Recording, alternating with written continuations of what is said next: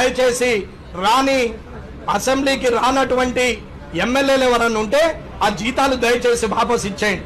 లేదా నేను నా వారం రోజులు అసెంబ్లీలో సమావేశాలు ఉన్నాయి అనుకున్నప్పుడు వారంకు వారం మీరు వస్తే 2,75,000 ఉంచుకోండి.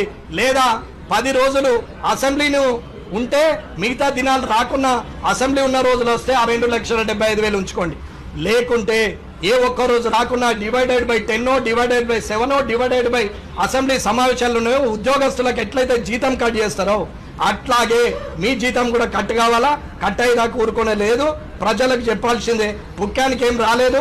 ప్రజలు ఓట్లేసి గెలిపిస్తే ఎమ్మెల్యే క్వార్టర్ వచ్చింది, 2 గన్మెన్లు వచ్చారు, నీకు ప్రోటోకాల్ వచ్చింది, నీకు 2,75,000 జీతం వచ్చింది, నువ్వు అసెంబ్లీలో వచ్చి కూర్చుండే అవకాశం వచ్చింది.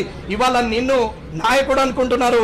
నువ్వు ఎప్పుడు నియోజకవర్గానికి వస్తే అప్పుడు వెంకటేశ్వర స్వామి, భద్రాచలం రామయ్య, యాదాద్రి లక్ష్మీనరసింహ స్వామి